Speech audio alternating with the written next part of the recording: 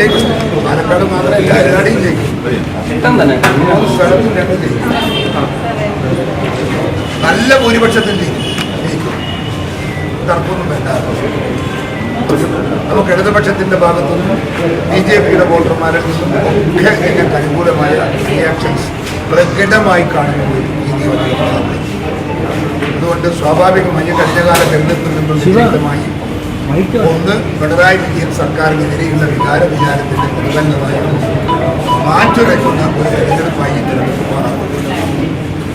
രണ്ട്, BJPയുടെ ഈ പ്രതികാര രാഷ്ട്രീയമുണ്ടല്ലോ, ആ പ്രതികാര രാഷ്ട്രീയത്തിനെതിരെയുള്ള ഇളച്ചുമറിയൽ സാധാരണക്കാരിൽ വളരെയേറെ രൂക്ഷമായി വർദ്ധിക്കുന്നു.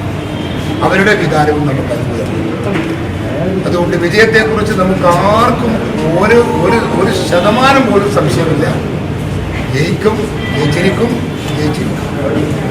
ഈ നിശബ്ദ പ്രചരണത്തിന്റെ അവസാന ദിവസവും സന്ദീപ് വാര്യരുടെ കോൺഗ്രസ് പ്രവേശനമാണ് LDF ചർച്ചയാക്കുന്നത്. അവരൊരു പോസ്റ്റർ ഇന്ന് പ്രത്യേകിച്ച് മുസ്ലിം സമുദായങ്ങൾക്ക് സ്വാധീനമുള്ള പത്രങ്ങളിലൊക്കെ അവരുടെ ഒരു ഗതികേട് അവരാഗ്രഹിച്ചതല്ലേ അദ്ദേഹത്തെ. AK ബാലൻ എന്താ പറഞ്ഞത്? CPMന്റെ മറ്റു നേതാക്കന്മാരെന്താ പറഞ്ഞത്? നിഷ്കളങ്കനായ നിസ്വാർത്ഥനായ ഒരു പൊതുപ്രവർത്തകനാണ് സന്ദീപ് വാര്യർ. AK ബാലൻ പറഞ്ഞ ഓർമ്മയുണ്ടോ? ആ ബാലൻ പറഞ്ഞ ബാലന്റെ പാർട്ടിയാണ് ഇപ്പോൾ അദ്ദേഹത്തെ കുറിച്ച് പറയുന്നത്, വർഗീയതയെക്കുറിച്ച് പറയുന്നത്. എന്തൊരു മര്യാദയില്ലാത്ത രാഷ്ട്രീയമാണ്. പിന്നെ നാണോ ഇല്ലാത്ത ഒരു ആസനത്തിൽ ഒരാല് മുളച്ച് ഓരോ തളയിൽ കാണുന്നവർക്ക് ഒരു ചേരി എന്നൊരു പഴമൊഴിയുണ്ട്.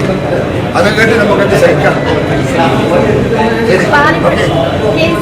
പാലക്കാട് നഗരസഭ കൗൺസിലറായിരുന്ന പുത്തൂർ ഭാസ്കരൻ കൗൺസിലറായിരുന്ന നേതാവ് ഇപ്പോൾ CPMനൊപ്പം ചേർന്നിരിക്കുകയാണ്. കോൺഗ്രസിൽ നിന്നും വിട്ടുപോകുന്ന 10ാമത്തെ നേതാവാണ്. കോൺഗ്രസിന്റെ പ്രവർത്തന വിലയിരുത്തലാണോ ഈ കൊഴിഞ്ഞത്?